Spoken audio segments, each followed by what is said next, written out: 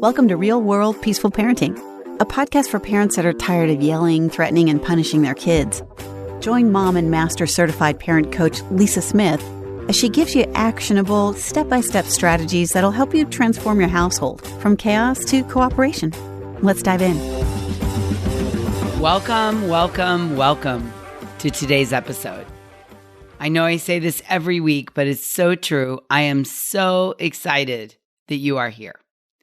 And I want to begin today's episode with a question. So here goes. What does it mean to be a peaceful parent? Think about this for a minute. Today, I want to share with you what I think is at the heart of peaceful parenting, the backbone or the foundation of peaceful parenting.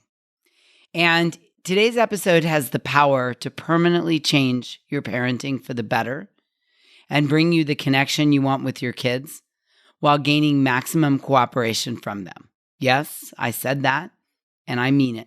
This episode promises to be a total game changer. So let's dig in. Let me ask you that question again.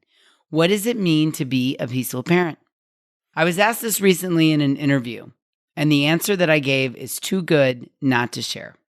In my opinion, a peaceful parent is not one who doesn't experience strong emotions, strong feelings like anger, frustration, or fear. A peaceful parent is, however, a parent who takes ownership of their feelings and works hard to not displace these negative feelings onto their child. Now, let's keep it real for a moment. We all get triggered, all of us, at times, by our child's behavior.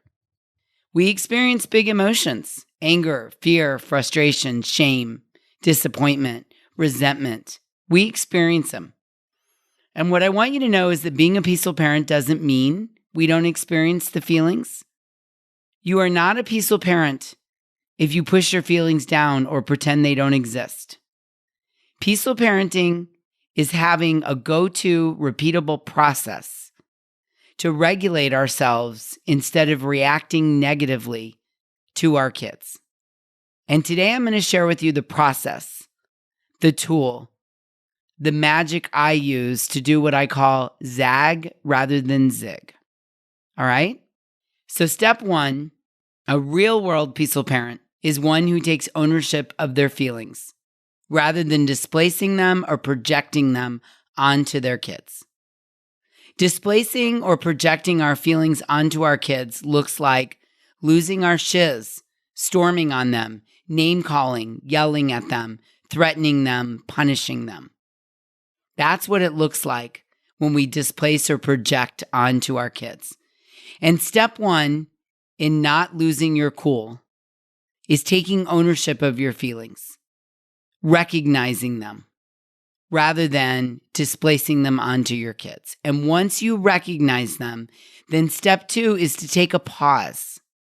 Oh, it's just the pause alone is a game changer. Take a pause. The value of the pause is it puts you at a fork in the road. It gives you options and choices. It slows your brain down. It lets you explore responses, and it keeps you regulated by keeping you out of fight or flight. So step one is recognize the feelings. Step two is pause. And step three, that can only come after the pause, is to take a moment to regulate yourself instead of reacting negatively to your kids. The pause is the prerequisite to staying regulated. And that's it. That's the magic. Peaceful parenting is using the repeatable process of recognize, pause, and regulate. Instead of reacting negatively to our kids' behaviors, our kids' words, our kids' storming. And what I want you to know is the sweet spot in all this is the pause. The pause allows you to take a moment to regulate. And the more you work at the pause, the easier it is to regulate. It's impossible to regulate without the pause. When you recognize, pause, and regulate, you can't displace your feelings onto your kids at the same time. The recognition starts the process, and the pause brings you to the fork in the road. The pause is the magic.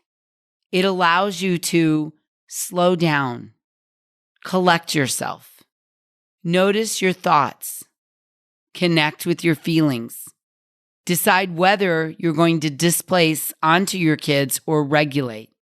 I call this zig or zag. Are you going to zig and displace or zag and regulate? You won't always regulate. No one gets it right all the time. No one zags all the time. But the power of the pause is that it gives you options. It brings you to the fork in the road. Right now, you might have been reacting and displacing for so long, your brain might not even know there's a fork in the road. You might have been zigging for so long that your brain just goes on autopilot or your habit brain kicks in. I've been doing this long enough, recognize, pause, and regulate, that when I am storming, when I am reacting negatively today to my son's behavior, I know what I'm doing. I'm at the pause, and for some reason, I'm choosing not to regulate. Sometimes it's because fear is coming up for me. I'm parenting out of fear. This happened just yesterday. Yesterday, I was triggered by something my son did. I was flooded with the emotion of anger. I recognized the anger, and I felt the pause. And if I'm totally transparent with you all, I can tell you that I chose not to pause. I was like, yeah, we're not self-regulating right now. My brain said I'm justified because I'm so scared. But I was at the pause, at the fork in the road. Now this morning, my brain tried to do it again. My brain tried to go straight to dysregulation and projecting onto my son. But because I was at the fork in the road and I had a choice, today I was like, yeah, we're not going to do that today because it doesn't work. He doesn't react the way I want him to. And my storming always leads to an explosion in our house. So today I recognized and I paused and then I regulated instead of reacting negatively to his behavior. Because what I know is that when I react negatively by storming, when there's a storming parent and a storming kid, there's going to be an explosion 100% of the time. It's like storming on steroids. And what I also know is that when I'm modeling reacting, I'm teaching him to be reactive himself, which is exactly what I don't want to do, right? This is the motivation to learn, recognize, pause, and regulate. Is then we're also modeling that for our kids, and they learn not to displace their feelings onto other people. Said another way, as we recognize, pause, and regulate over and over and over again, our kids learn constructive ways to self-regulate because they see you doing it real time. They see you pause and regulate when you show big emotions. Now, maybe you're thinking, hey, Lisa, this sounds great. I like the idea, but I don't know how to do it. Okay, let's walk through the steps. There's 3 steps. I love 3s. Step 1 is to recognize, which means to notice and acknowledge the big emotions that are coming up for you. Don't try to stuff them down. Don't try to make them go away. Don't try to be a martyr. Recognize them. Step 1, recognize. Step 2, take a pause. The pause is the magic. It's the tool. It's the secret weapon to not lose your shiz. The pause brings you to the fork in the road and gives you options. And then step 3 is that the pause will naturally lead you to take a moment to regulate instead of reacting negatively to your kid's behavior. Let me share a couple examples with you. Recently, my client Susan said, my son was fighting with me this morning because he didn't want me to comb his hair before school. We were running late, and he said he didn't want his hair sprayed with a bottle because it scared him. As he was fighting me and wiggling around and yelling, I started to feel myself get really angry with him.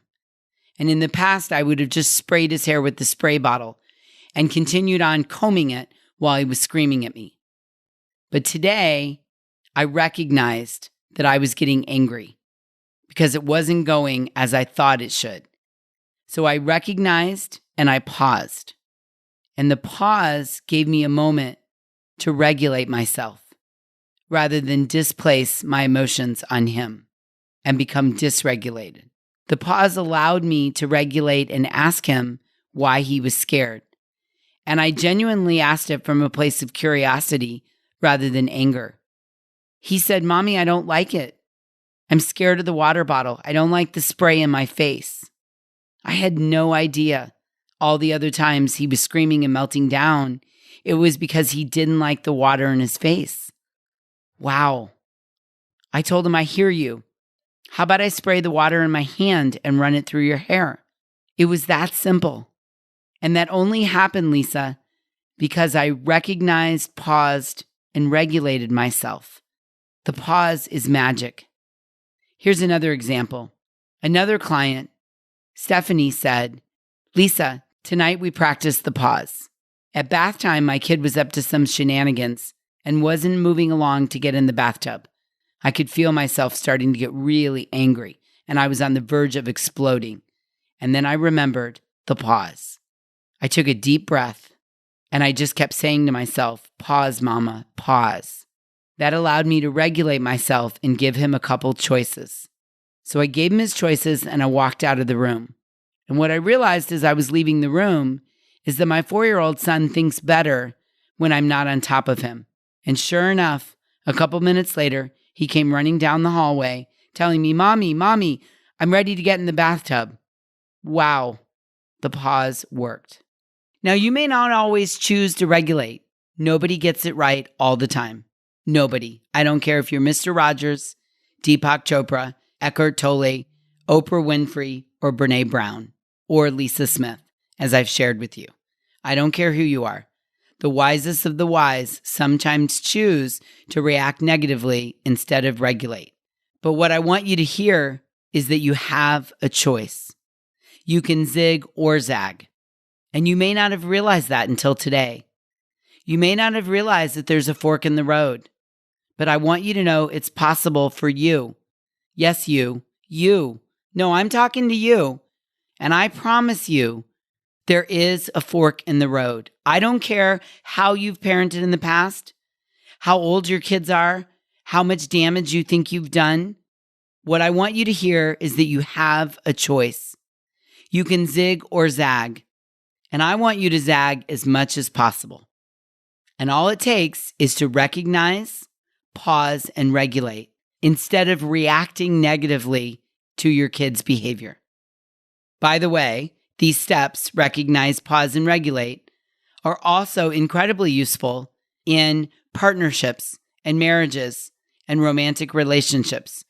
The 3 steps are useful with mother-in-laws and bosses and coworkers and difficult neighbors and co-parents you like and co-parents you don't like. Recognize, pause, and regulate. So let's recap. A peaceful parent doesn't mean we don't experience big emotions. Peaceful parenting is understanding the 3 steps to keeping your cool. Recognize, pause, then regulate. RPR. Using the pause and then taking the time to regulate ourselves instead of reacting negatively to our kids. That's the secret sauce right there. Kids are going to storm, melt down, get sassy, do something wrong, make a mistake, not do as asked.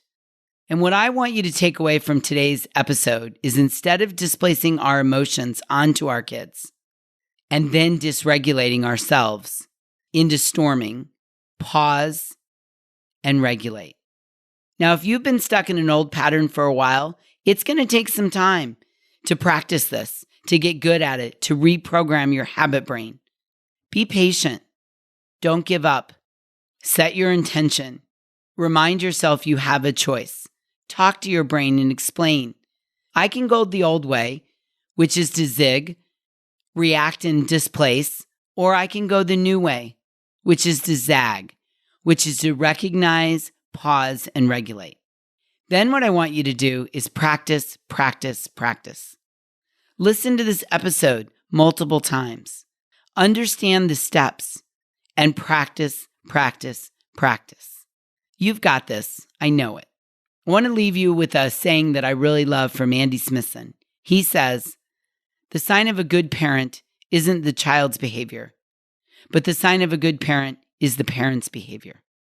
And that comes from recognize, pause, and regulate. You've got this. I know it. Until we meet again, I'm wishing you peaceful parenting by using recognize, pause, and regulate. Thank you so much for listening today. I want to personally invite you to head over to thepeacefulparent.com/welcome and sign up for my free Peaceful Parenting mini course. You'll find everything you need to get started on the path to peaceful parenting just waiting for you over there at www.thepeacefulparent.com/welcome. Can't wait for you to get started. Thanks for listening to Real World Peaceful Parenting. If you want more info on how you can transform your parenting, visit thepeacefulparent.com. See you soon.